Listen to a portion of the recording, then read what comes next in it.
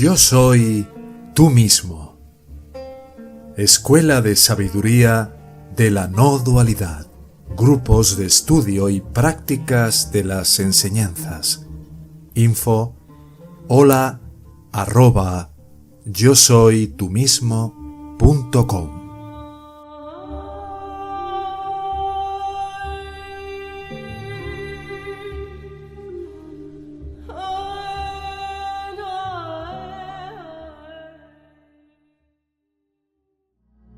Quería ver si me podías ayudar más a ver la diferencia entre Vasana, Samskara, Vrittis, creencia, que ahí se me hace más lío con el Samskara. Bueno, lo primero de todo es, como ya sabemos siempre, que lo primero que surge es este ego, ¿no? El surgimiento de ego es lo que da lugar, como nos explica Bhagavan en el versículo 26 de Ulladu, a que todo exista. Si el ego viene a la existencia, todo existe. Si el ego no existe, nada existe, como manifestación, como fenómenos. Entonces, este ego es lo que se conoce como la mula vasana, o vasana original, o impulso original de aparecer como una entidad separada, un fantasma sin forma, que también le llaman Bhagavan, y es una tendencia ya en sí misma, una tendencia original de la separación. Cuando esto viene a la existencia, tiende a replicar esa tendencia a aparecer, a agarrar formas, a generar, fabricar y al mismo tiempo no solo fabricar formas, sino también experimentar tendencias. Lo hace a partir del cuerpo causal, que es lo que se llama el Karana Sarira. En ese cuerpo causal, ese deseo original de suplantar a Dios, de suplantar al ser, de ocupar el lugar de nuestra verdadera naturaleza, se multiplica en muchos deseos o en muchas voluntades multiplicadas. Todos estos son las vasanas, ¿no? Hay dos tipos de vasanas fundamentalmente, las sat vasanas, que son las inclinaciones a regresar a lo que realmente somos, que normalmente cuando se inicia todo este proceso de la caída o de la separación están bastante obturadas y bastante oscurecidas por dos velos, el velo de Svarana y el velo de Vikshepa.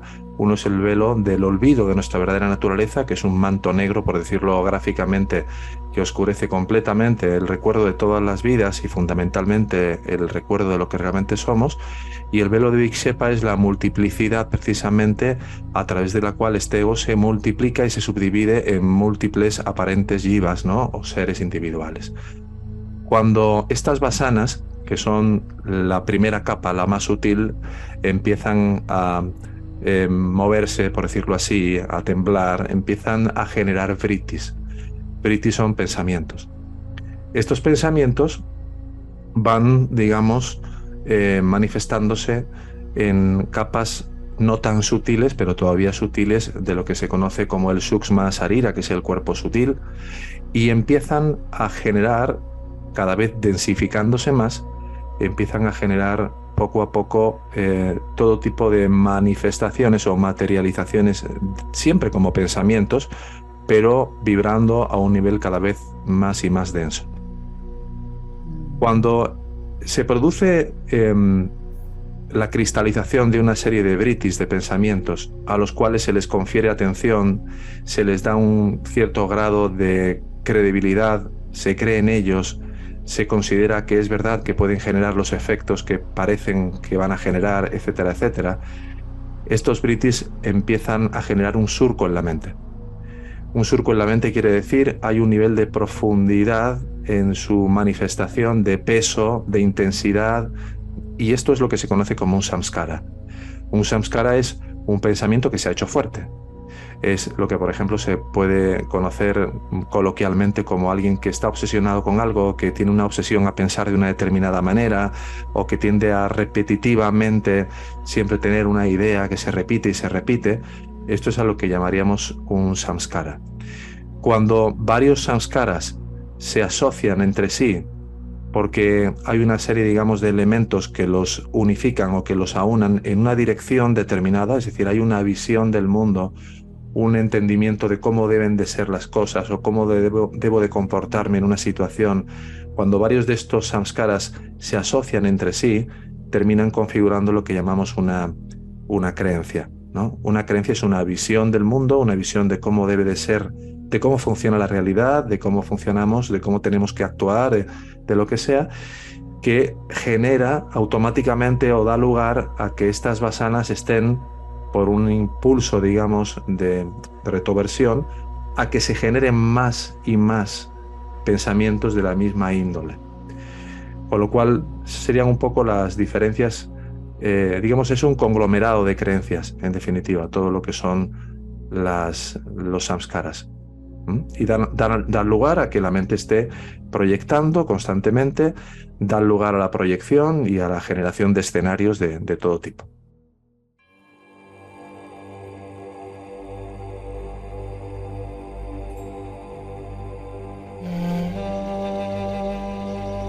Entonces, bueno, me ha surgido una duda en cuanto a la experiencia.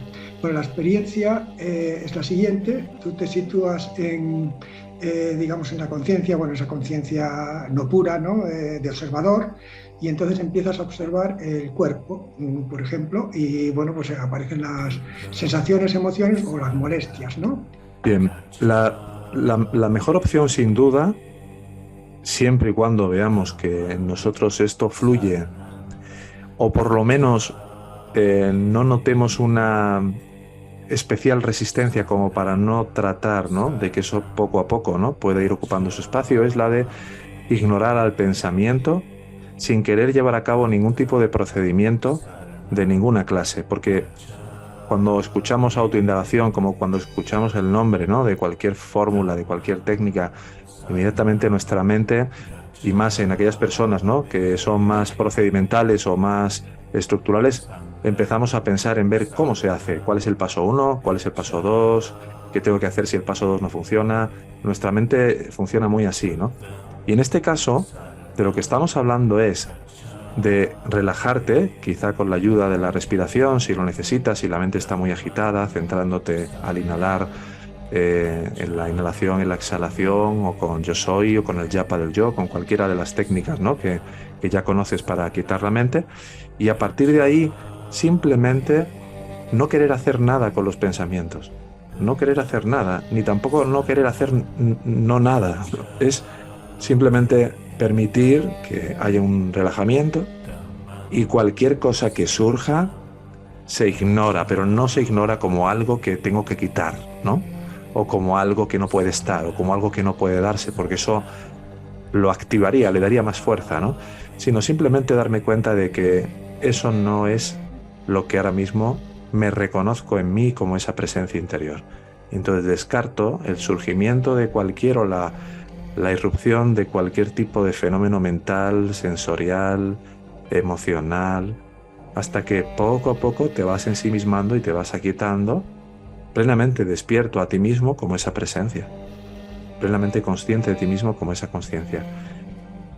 Si esto se puede dar en ti, ¿no?, y tú lo vas verificando poco a poco, es mejor que estar haciendo preguntas, aunque sean preguntas que apunten, ¿no?, como a quién le vienen estos pensamientos, o quién es el que se está sintiendo así, porque de esa manera siempre le estás dando un punto más de activación a tu mente. Y de lo que estamos hablando es tratar de que la mente no esté activa, como la mente, digamos, pensante, elaboradora y generadora de pensamientos, de ideas, de frases, de autopreguntas o de lo que sea. Desde tu altura triste que maldice, bendíceme ahora con tus lágrimas feroces. Te lo pido, no entres dócil a esa buena noche. Enfurécete, enfurécete contra la muerte de la luz.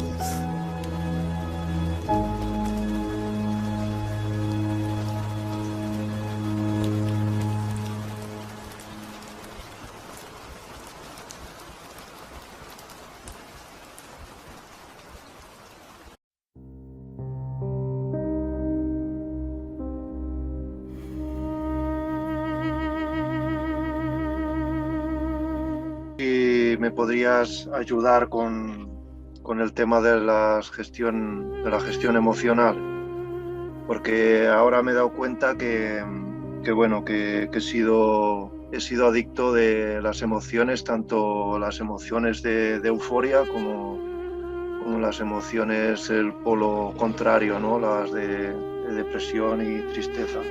En el momento en el cual tú empieces a notar que hay como una especie de que te empiezas a perder, empieza esa emoción prometedora de una felicidad que está allá afuera, como a llamar a tu puerta para que rápidamente todos tus sentidos, todos tus pensamientos empiecen a ir en esa dirección, ¿no?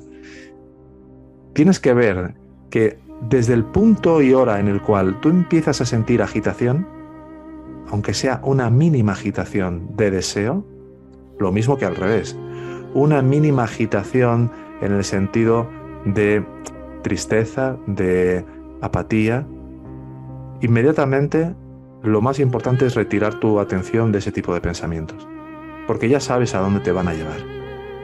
En la medida que los dejes, que empiecen a gobernarlo todo, te vas a encontrar en cualquier momento ya absolutamente eufórico, absolutamente, o lo contrario, metido en una especie de tormento, de tristeza, y claro, ya metido completamente en el torbellino, ya sea un torbellino de la tamaguna, como en el torbellino de rayas, ¿no? Muy excitado, muy eufórico, lo contrario. Entonces, desde el punto y hora en el cual tú empieces a notar que se empieza a generar internamente esa sensación de agitación, al primer pensamiento que notes, trata de estar lo más centrado posible. Trata de incluso darte un espacio para ti, de decir, bueno, esa noticia puede esperar unas horas o un par de horas. No va, si tiene que cambiar, cambiará, si tiene que venir, vendrá, y si no tiene que venir, no vendrá.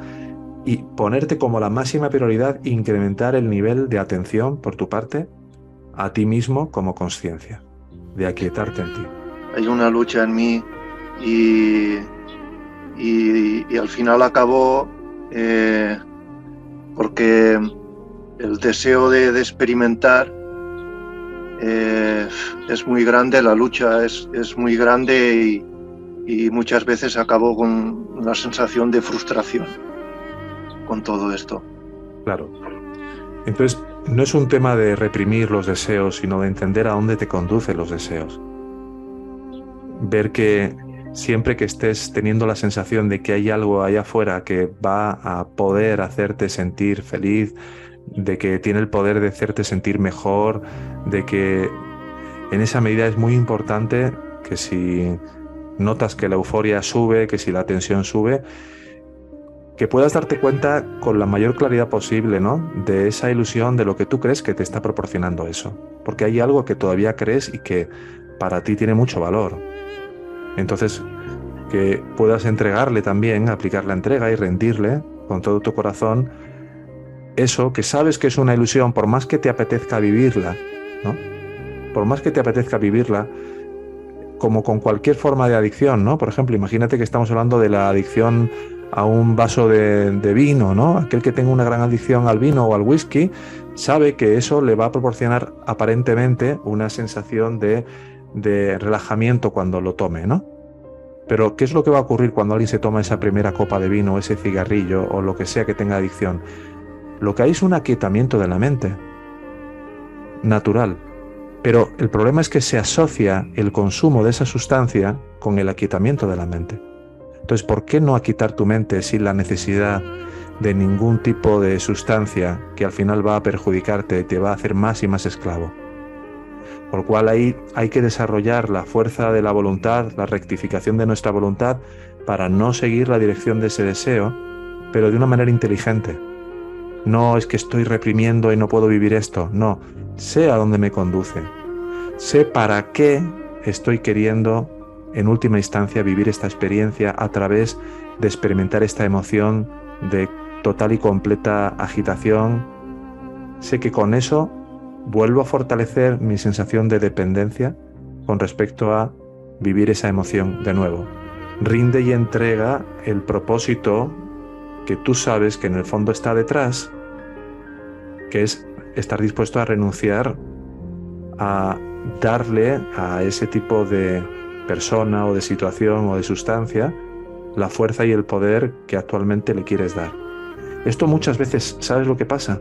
Que nos tomamos las enseñanzas de Bhagavan como un ABC y no entendemos de que en medio, cuando tú no puedes atenderte a ti mismo, hay un montón de variables que muchas veces pasan por ser capaz de permanecer con eso sin darle cumplimiento al deseo para que se desarrolle vairagya, mientras no puedo ver y girar la atención a ver quién es el que está sintiendo este deseo.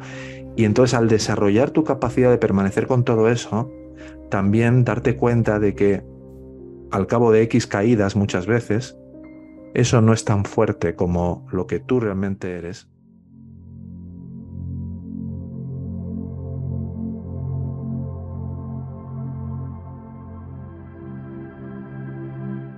Dice Ángel Morales, siento que a nivel racional entiendo y practico disciplinadamente la enseñanza, sin embargo no percibo amor, ese amor del ser, obviamente que es una de mis pasanas. Es como si fuera un jugador de billar que ha jugado y abusado tanto en pegarles a las bolas que los números que llevan pintados sobre cada bola se han borrado y no se pueden distinguir, entendiendo que las bolas son los buenos sentimientos, amor, compasión, ternura, compartir. A lo largo de mi vida he abusado tanto de estos sentimientos en mi relación con las personas que he perdido la capacidad de sentir. A la luz de las enseñanzas, ¿podrían darme alguna orientación? Esa es la pregunta de Ángel. Vale. Bueno, realmente el no tener amor o no sentir ese amor, tal y como creo que estás refiriéndote por el ser, no es una vasana.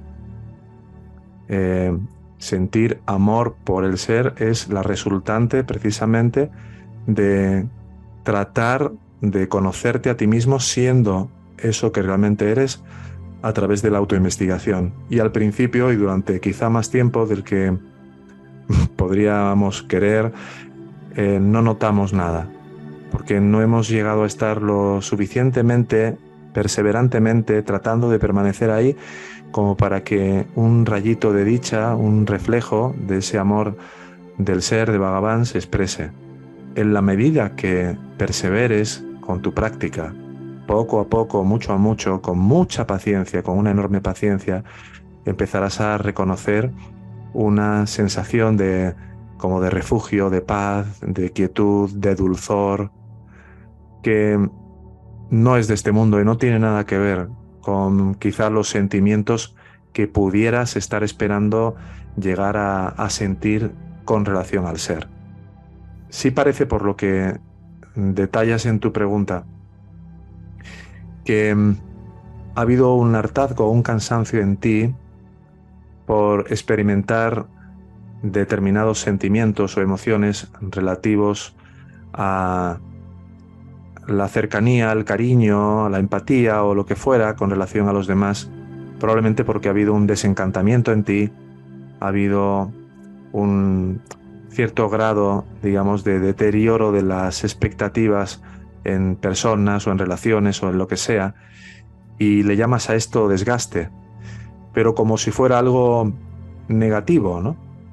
En realidad tenemos que desencantarnos mucho de todo lo que hemos creído que este mundo nos va a ofrecer, incluidas las personas, de todas las falsas necesidades de todo tipo con relación a los demás, como para que, tras pasar por una cierta fase de tierra de nadie, donde parecieran haberse atrofiado esta capacidad de sentir empatía, de sentir cariño, de sentir cercanía, como resultado de cierta decepción que hayas podido vivir, mientras tanto lo mejor es no darle fuerza a esos pensamientos que dicen que has atrofiado tu capacidad de sentir o que se han deteriorado tus sentimientos de cariño o de lo que fuera. No es así. Y cuanto más te atiendas a ti mismo y más poco a poco vayas reconociendo ese sentido de yo soy, yo soy,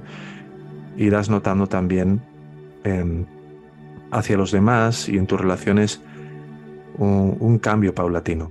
Aunque también te diría que no es incompatible en absoluto que trates de encontrar situaciones en las que desinteresadamente servir. Y si notas que hay una cierta satisfacción por ese servicio, trata de entregarle al ser, a Bhagavan, a Dios, como lo quieras llamar, trata de entregarle esa satisfacción, que sea por él y para él, ese servicio, esa ayuda desinteresada, o lo más desinteresada que pueda ser, dentro de lo que este ego permita.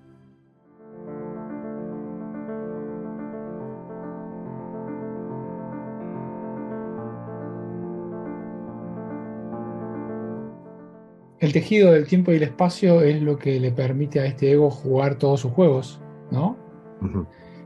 Y si le sacamos el tiempo y el espacio, le sacamos todos los personajes, todo eso, ¿no? Y nos quedamos con esa sensación que seguramente va a ser incómoda, porque si es el ego, no va a ser nada cómoda, ¿no? Es como que se acaba un poco el juego, ¿no? Porque, por ejemplo, este deseo futuro que hablábamos recién, de ir a buscar algo afuera, cuando le cortás la salida, lo que te queda en realidad es una insatisfacción, que es la presencia de este ego, ¿no? Claro, es que cuando hablamos, por ejemplo, que el ego viene a la existencia en la fabricación y la adopción de un cuerpo como yo, no hablamos solo del cuerpo, en realidad, el cuerpo físico, energético, mental, intelectual, causal, sino del cuerpo del escenario. Es decir, viene a la existencia generando simultáneamente un escenario espacio-temporal donde poder tener lugar. Entonces, si quitamos el espacio y el tiempo, no puede haber ego. Es como si dijéramos, puede venir el ego a la existencia sin cuerpo intelectual y mental, pero sí con cuerpo físico y cuerpo... No, viene en el pack completo, incluyendo el espacio-tiempo donde poder aparecer y donde poder parecer existir.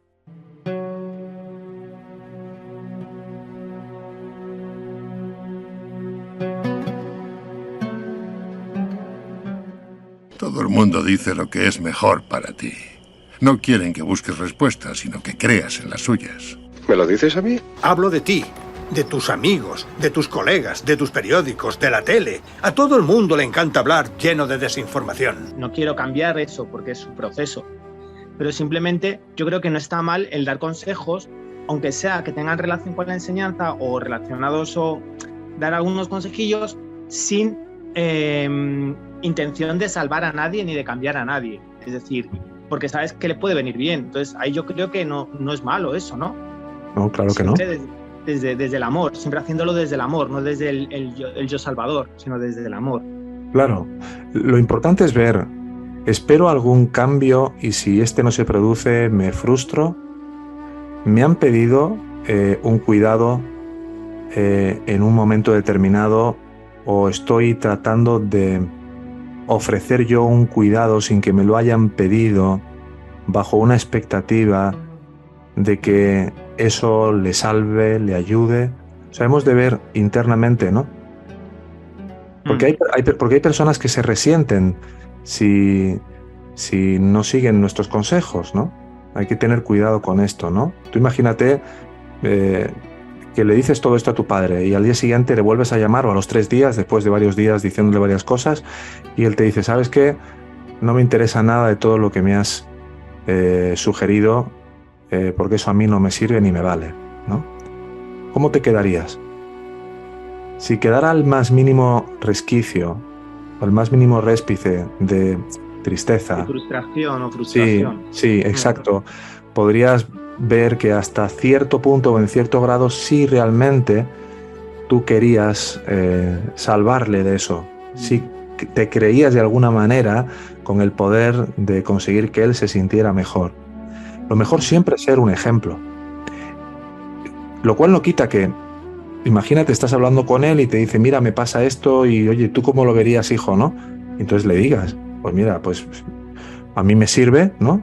Lo que yo hago, siempre que te refieras a lo que tú hagas, eso cobra una magnitud y una fuerza enorme, porque como está basada en tu experiencia, y no es simplemente lo que he escuchado, lo que he leído, lo que me han dicho, ¿no? Lo que está basado en la propia experiencia de uno tiene una fuerza de mega credibilidad tremenda. Entonces, es mejor ser un ejemplo y estar ahí para poder apoyar, para inspirar desde dentro toda la fortaleza, todo el ánimo, todo el apoyo, pero no dar consejos y ofrecer ayudas que no nos sean pedidos. Porque normalmente cuando lo hacemos es porque en el fondo hay una necesidad de nuestra parte y una frustración a la postre de no seguirlos esa persona.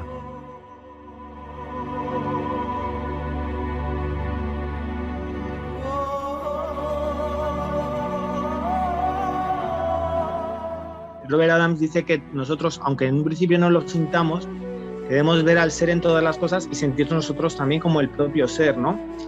Y que poco a poco ese sentimiento que lo estamos fingiendo de alguna forma o poniéndolo un poco forzado, irá apareciendo naturalmente dentro de nosotros. Claro que sí. Siempre que veamos a nuestro hermano tal y como es y no como lo que este ego quiere hacer de él, todo va a fluir mucho mejor. Claro, no verlos separados de nosotros. Exacto. ¿No? A nadie que se te cruce en... Claro. Somos cosas que se obsesionan con la ilusión de tener un yo. Un acrecentamiento de experiencia sensorial y sentimientos, programada con la seguridad de que cada uno es alguien en especial. Tú estás viendo una persona y lo que hay en tu mente de juicios contra ella a favor o en contra, de necesitarla, de odiarla, de temerla, todos esos paquetes de información, de miedo, que todo proviene y está enzarzado en este ego, en la medida que tú vuelves a atenderte a ti y te vuelves a centrar en ti, lo que haces es recoger la proyección, la tela de la araña, y al mirarlo de nuevo lo miras extendiéndote como esta consciencia. Eso a veces produce o provoca cambios radicales en la percepción.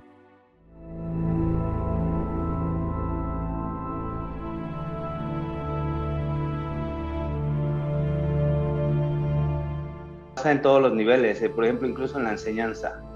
En la enseñanza me llega a pasar que hago la autoindagación y estoy y continúo, y de repente cuando llega la experiencia fuerte es como si dijera no la quiero, o sea, ya me di cuenta, y eso pasa en todos los niveles. Claro, ¿por qué? Porque la mayor fuerza del deseo está en la promesa en sí de llegar a experimentar algo. Desde el punto y el instante a partir del cual empezamos a tomarnos ese chocolate o ese jugo delicioso de frutas o lo que fuera que estuviéramos deseando, o ese cigarrillo si eres fumador, a partir de ahí el ciclo de la insatisfacción empieza a caer estrepitosamente. La gran magia de este ego para tenernos ahí completamente perdidos es en el antes de, en el vas a poder experimentar esto, vas a poder llegar a vivir esto. Es la promesa de la satisfacción y de la felicidad que promete que vamos a obtener de vivir, de saciarnos, de probar eso, de vivir esa experiencia, de lo que sea. Entonces es muy importante y muy, muy interesante tu pregunta. Creo que no había salido nunca hasta ahora. Dice ahí un hermano la anticipación, efectivamente, ¿no? Es estar ahí que lo quiero, pero que en el fondo no lo quiero, porque lo único que quiero es estar queriendo todo el tiempo.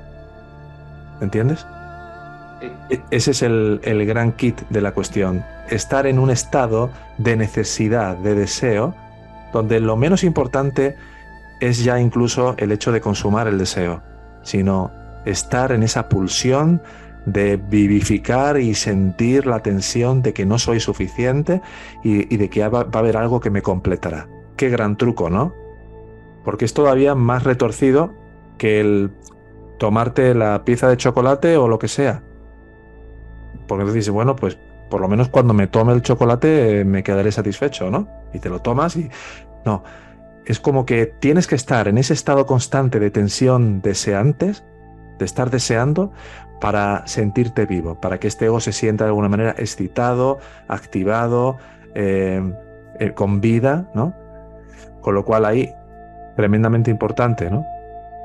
Darte cuenta de que entonces si no es el objeto del deseo, es el deseo mismo, el hecho de estar en esa deseación permanente, aquello que esta basana está buscando a toda costa, sea la dirección que sea la que esta basana tenga. Y entonces permitirte poco a poco aquietarte en tu verdadera naturaleza cuando surja ese deseo, sabiendo de que al final la única paz ante eso es estar en autoconsciencia donde el deseador no esté en marcha. ¿Entonces qué? Nada. A todos nos interesa algo, por favor. Yo no. Cuando veo lo que el deseo le hace a las personas, lo que le ha hecho a este país, me alegra no tener parte en ello. Además, la ausencia del deseo lo deja a uno libre para perseguir otras cosas. ¿Como cuáles?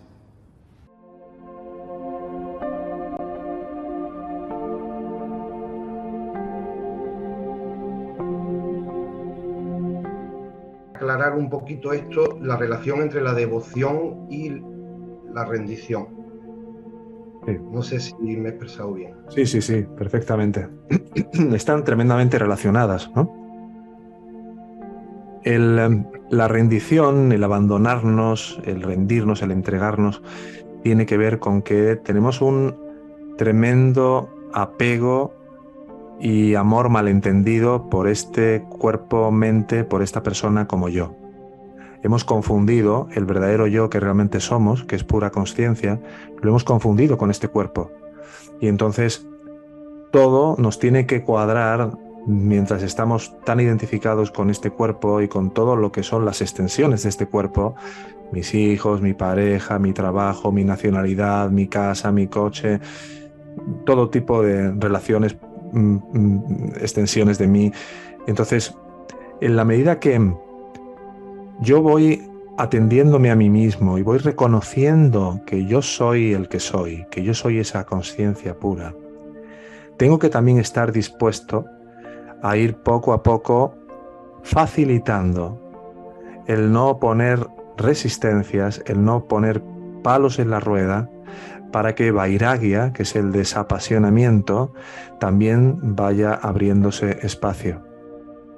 Es decir, lo que podemos hacer es ir abriéndonos paulatinamente a la idea de que todo lo que vemos aquí, que nos parece tan perdurable, tan consistente, tan proveedor de felicidad, tan proveedor de contentamiento, está sometido a la impermanencia más absoluta.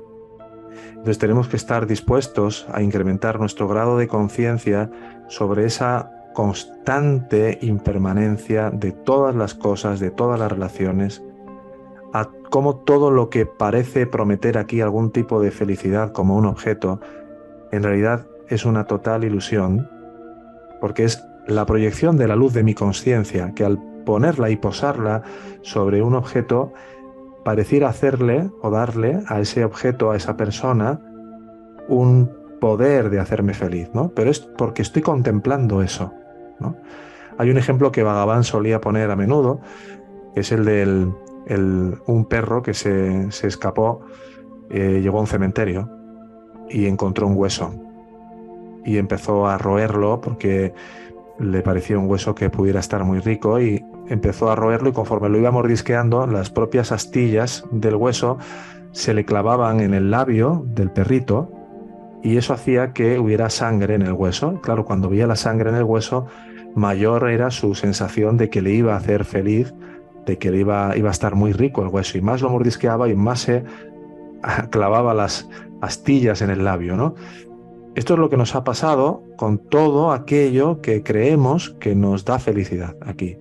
Cuanto más degustamos y buscamos la felicidad a través de los objetos, de los sentidos, mayor es esa sensación de que eso nos va a hacer felices, de que esa pareja nos hará felices, de que ese coche me hará feliz, de que ese trabajo. Entonces tenemos que estar dispuestos poco a poco, y en la medida que nos vamos atendiendo a nosotros mismos, a renunciar mentalmente, no hacer cambios en el comportamiento que nos hagan creer que sí estamos dispuestos a renunciar en la forma a aquello que todavía no estamos dispuestos a renunciar en la forma, sino que si yo mentalmente me voy permitiendo abandonar, rendir, soltar esa necesidad porque sé de esta situación, esa necesidad por vivir esa experiencia, y me voy probando a mí mismo, me voy probando donde podría disfrutar de esta situación, me quedo parado, no reacciono y veo qué ocurre en mí. Y me doy cuenta de cómo hay un enganche ahí, de cómo hay una dependencia ahí para que esto se dé y si no, no voy a ser feliz. Y entonces, en la medida que voy desapasionándome de todo aquello que yo he convertido en un ídolo o en un dios, y en la medida que me voy atendiendo a mí mismo, voy a tener cada vez una mayor fuerza y un mayor amor y una mayor devoción por permanecer por lo que realmente soy. Tenemos que operar en las dos direcciones. Amana solía poner el ejemplo del buscador de perlas, que se lanza por una perla al fondo del mar. Los buscadores de perlas se solían colgar una piedra atada de la cintura para poder llegar a bajar profundamente a por la perla. Esa es la perla de Vairagya.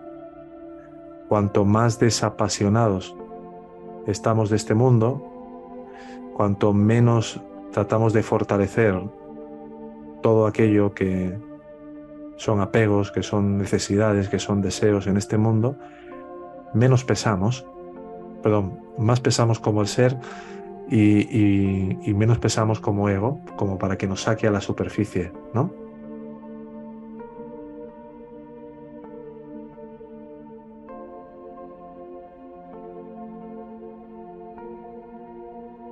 Somos creadores de los problemas y al mismo tiempo la solución. Claro. Al mismo tiempo. Claro. La solución está en todo momento y esto es una cuestión de vida o muerte. O eliges la vida o eliges la muerte. Cada vez que eliges la muerte vuelves a darle atención a eso que promete felicidad y que nunca te la va a dar. Cada vez que eliges la vida lo que haces es girarte hacia ti mismo para ver que tú estás totalmente libre y a salvo de cualquier inclinación. Es súper importante no olvidar nunca que somos los creadores de la solución. Claro. De hecho, en el mismo instante en el cual pareció surgir este ego, la solución también se desplegó automáticamente. Esta conciencia chit, este espíritu en nosotros, siempre está con la puerta abierta deseando de que nos atendamos como él.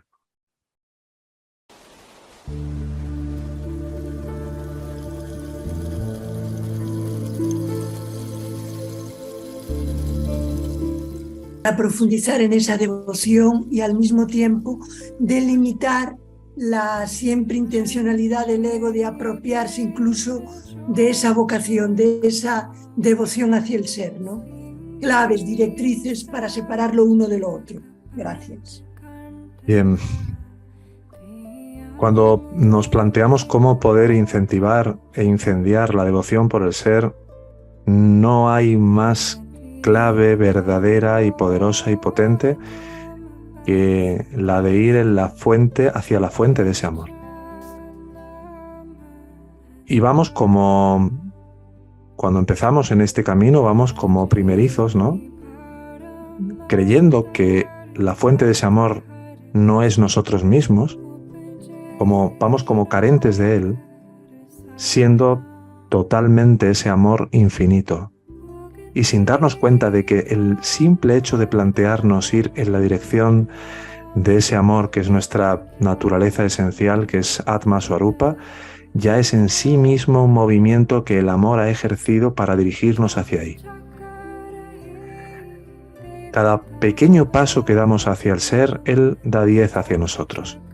Y esto lo tenemos que tener siempre presentes. Aunque no notemos nada, aunque no notemos ningún cambio energético, ni de percepción, ni de ningún tipo en nosotros, cada vez que estamos tratando de ir hacia eso que realmente somos, que simplemente es descansar en lo que realmente somos, esa devoción y ese amor hacia el ser, poco a poco, mucho a mucho, se van a ir manifestando más en nosotros. Mientras tanto, otra de las claves que no hemos de olvidar nunca es que si es verdad, como lo es, que Dios, Bhagavan, el ser, está en todos los seres como la sustancia real, como lo verdadero, detrás de cada aparente imagen. Cada vez que yo, a pesar de mi miedo, a pesar de mi rechazo, de mis juicios, trate al otro como si fuera Bhagavan mismo, con la amabilidad, con el cariño, con el aprecio, cada vez que yo active y refuerce y potencie esto en mí con esa clara y decidida intención de querer reconocerle a Él y de verle a Él en todos los seres, en todas las plantas, en toda comida que consuma, en todo el aire que respire. Vivir y vivificar a Dios, a Bhagavan, al ser, a cada instante. Si le dedico plenamente mi vida como esta persona que creo ser, en un acto de amabilidad, de cortesía, de paciencia, de humildad, de esperanza, de fortaleza, de confianza, si trato de poner lo mejor de mi parte, eso va a ir también incrementando ese amor en mi corazón. Mira, hay tres peligros muy importantes que tenemos que tomar en consideración en todo esto y que juegan un papel muy fuerte. Podemos llamarlo 3 deseos, ¿no? O 3 cadenas también.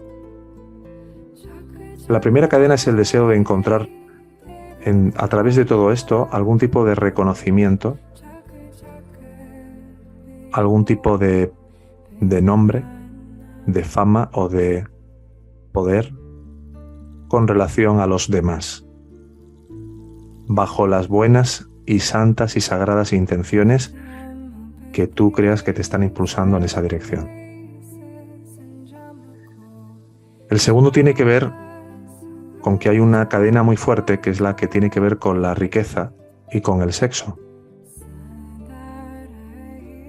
Y de cómo este ego va a tratar de, como si fuera una serpiente, entrelazar tus manos y tus pies en algún momento de algún tipo de interacción con alguien con quien estés tratando de establecer un vínculo desde lo más sagrado, para que haya algún tipo de tentación en este sentido que interrumpa o cortocircuite ese impulso. Y el tercero, la tercera cadena, tiene que ver con el deseo de bienaventuranza y de alegría espiritual. Quizás la cadena de oro, porque tiene 2 caras. Y la cara B, ya que me preguntas, ¿no?, por el otro lado, la cara B de los logros espirituales suele velarse muy fácilmente porque puede disminuir tu alerta y tu conciencia de ver de qué manera cualquier forma de logro, cualquier forma de cambio de percepción que se pueda producir en ti a raíz de buscar ese desarrollo de la devoción y del amor por el ser, se termine convirtiendo en algún tipo de orgullo espiritual. Y si ese orgullo espiritual te pilla desprevenida, te puede tener maniatada durante mucho más tiempo del que podamos imaginarnos. Entonces todos los logros son para Él, todos los cambios de percepción son gracias a Él y son de Él, no nos podemos apropiar ni arrogar absolutamente nada.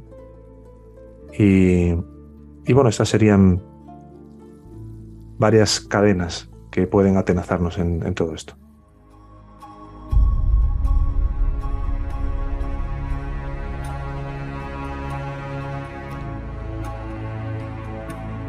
Que somos responsables de ese tipo de proyecciones, o de nuestras proyecciones, como ego, pero no como personaje, ¿vale? Yo eso, si lo he entendido mal, yo siempre he entendido que personaje y ego hablamos de lo mismo, ¿vale? Eso por un lado. Pero a raíz de esto, que igual estoy yo confundida, mi pregunta es, ¿qué tenemos que hacer, o sea, cuando observamos estas proyecciones o estas situaciones, digamos, para aprender de ellas o para intentar hacer un trabajo aquí, ¿no? Si son vasanas, hay que intentar entender el por qué las proyectamos? Bueno, cuando digo que una cosa es el ego y otra cosa es el personaje, evidentemente este ego se vive como cada uno de los personajes que proyecta dentro de un sueño, ¿no?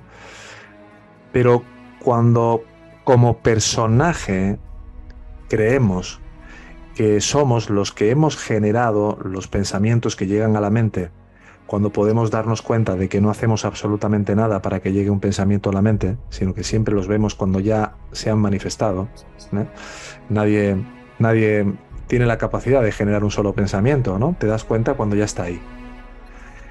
Es, de alguna manera, para que reduzcamos esa fuerte tendencia que tiene este ego culposo a que nosotros nos sintamos los causantes de todo aquello que vivimos como generadores. Otra cosa es que luego la respuesta que damos a eso que como ego hemos proyectado, en tanto que el personaje que este ego se vive a sí mismo ser, empecemos a ser responsables con relación a ello o ser irresponsables. ¿Cuál es la mayor responsabilidad que podemos asumir siempre? La de ver si es verdad que yo soy este ego que ha generado todo esto, ¿no? No dar por sentado que sea verdad, que porque todo sea una proyección de la mente, incluso diga de mi mente, yo soy mi mente. Voy a ver cuál es la naturaleza de la mente. Y la mejor manera de vislumbrar y de saber cuál es la verdadera naturaleza de esta mente es ver qué es la mente. Entonces veo que la mente son pensamientos y veo a ver quién los está pensando. Cuando miro hacia adentro profundamente, puedo ver que hay un espacio de pura consciencia donde acontece ese pensador que dice que yo pienso, que yo tengo miedo, que yo tengo deseo o lo que sea. Esa sería la mejor forma, sin duda, siempre de abordar esta situación. Ahora, en tu segunda parte de la pregunta, ¿no? Comentabas sobre hasta qué punto es importante comprender o no es necesario o importante comprender, ¿no? Bueno, cada uno vamos a reaccionar de acuerdo a nuestro nivel de conciencia, reforzando la propia identidad. Tú como Gisela no proyectas nada, eres proyección de este ego, como decía antes, ¿no? Gisela es proyección del propio ego. A su vez, tú te estás apropiando de la acción y dependiendo de cuál sea tu respuesta, se verá si deshaces o rehaces tu identidad egoica, si la confirmas, si la fortaleces o si dejas de apoyarla en la manera que lo estabas haciendo. En este caso, usamos para nuestro propio beneficio el reafirmar la autoconmiseración. Por ejemplo, cuando decías antes que habías detectado que ante la muerte de tu hermana había una tendencia a buscar la lástima, ¿no? Tu propia autoconmiseración, eso te venía bien como ego porque te permitía reafirmar, ¿no? algún tipo de vasana y por lo tanto la idea que tú tenías acerca de ti misma como víctima en algún nivel, ¿vale? Ahora, necesitamos comprender lo que está ocurriendo en nuestra mente. Si podemos ver quién es el que está necesitado de comprender, si podemos directamente ir a mirar a ese que necesita comprender o que necesita ser comprendido y vemos que no hay tal sujeto, sino que es solo una alucinación y me reconozco como pura conciencia, no necesito comprender nada. Otra cosa es, como decía antes, que la gracia haya establecido tu campo de juego, el ámbito, el escenario donde se va a desarrollar la jugada, lejos de ti misma, lejos de tu pura autoconsciencia, porque tu amor por querer sentirte de una determinada manera ante una determinada experiencia sea mayor que tu amor por permanecer en lo que realmente eres. Entonces ahí, una vez que estés ante esa situación donde tú te estás viviendo como Gisela, viviendo una situación complicada que no entiendes por qué ocurre, hemos de ver que el Prarabdha siempre encierra una lección espiritual para todos nosotros y que está muy ligada y muy conectada con algún tipo de vasana, de tendencia en ti a querer experimentarte a ti misma o a querer confirmarte de una determinada manera. Sin obsesionarnos, pero sí con una disposición de apertura a permitir que eso llegue, a que ese entendimiento llegue. Por eso digo, sin obsesionarnos en querer que yo voy a ser la que comprenda. Nosotros nunca comprendemos nada. Las comprensiones llegan. Igual que decía antes lo del pensamiento que llega y tú te das cuenta de que llega la idea de ir a tomar un café. Pero sí tener la disposición, en tanto en cuanto no quiera priorizar lo más importante, de estar dispuesto a que se me revele qué es eso que yo todavía quiero seguir apoyando para querer seguir viviéndome como este ego, para poder rendirlo, para poder entregarlo, para poder soltar esa ganancia secundaria que como ego quiero obtener para sentirme y pensar como estoy sintiendo y como estoy pensando.